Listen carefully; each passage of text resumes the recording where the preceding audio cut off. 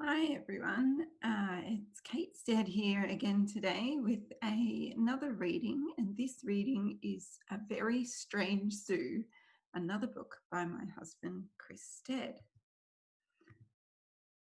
Right there outside your window, across the forest, farms, hills and oceans, there is a little island with a single house right in the middle, and within lives a crazy young inventor making lots of strange things. Did you know he made a bucket with legs that follows you everywhere you go and a slippery dip that only slides up? Then there was the sailing boat with wings that could fly among the clouds. There wasn't any idea too silly for this inventor, but sadly, none of his creations actually worked. Worse still, the inventor was always making really loud noises. Bing, bang, boom, zoop, zip, whip, roar. He was so loud, nobody else wanted to live on the island, and one by one they had all left. And this made the inventor so lonely he didn't want to invent anymore. One day he was down at the beach sifting through the rubbish the waves had washed in. There were planks of wood, sheets of glass, and twisted bits of metal from shipwrecks, plus chests full of wet clothes, boxes of broken toys, and even oddly shaped furniture. But best of all, the inventor found a book about a zoo filled with amazing animals. Soon the inventor had an idea. I know, I will invent my own zoo. I will fill it with all kinds of animals and never be lonely again. It was time to start inventing again. So he disappeared into his house, and before long, familiar sounds were once again ringing out across the island. Bing, bang, boom, zoom, zip, rip, roar.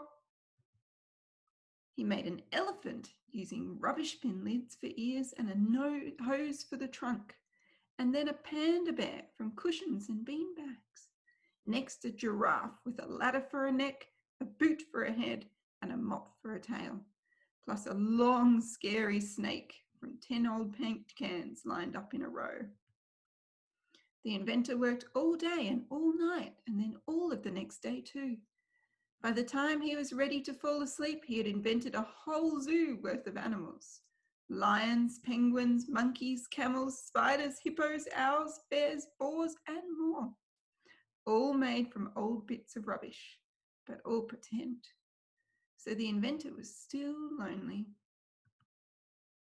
I wish I had some real friends, he sighed as he closed his eyes and went to sleep. But later that night, a powerful storm came out of nowhere with thunder and rain and a wild wind. Suddenly, a bolt of lightning struck the house, came down the chimney, and then zapped all the animals. And like magic, one by one, every animal began to open its eyes. When the inventor woke up in the morning, he was surprised to find his house empty. But outside there was this incredible noise coming through the window. Bing, bangs, boom, zoom, zip, rip, roar. What could it be, he wondered, jumping out of bed. When the inventor's door opened, he was so amazed his eyes almost popped out of his head. All of his animal inventions were alive. They were moving around and talking to each other. Not only that, they'd started to build houses, towers, and other strange places to live. A whole town filled with animals right there on his lonely little island. Wow. The elephant had made himself a big fat house and the giraffe a tall thin one.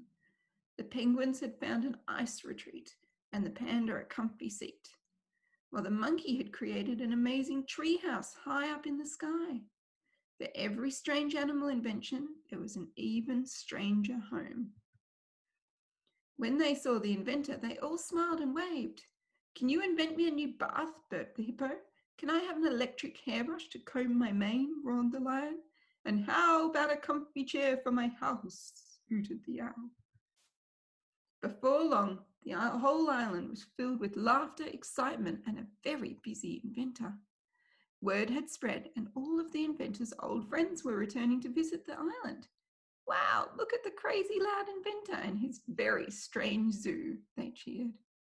but they were always quick to leave the island before night time, when all you could hear was bing, bang, boom, zoom, zip, rip, roar, coming from a little house right in the middle. And that's the end of A Very Strange Zoo.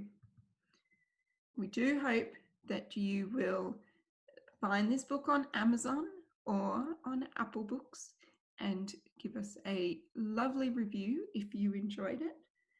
And do please have a look at some of our other books, including our wonderful Willy Neely series.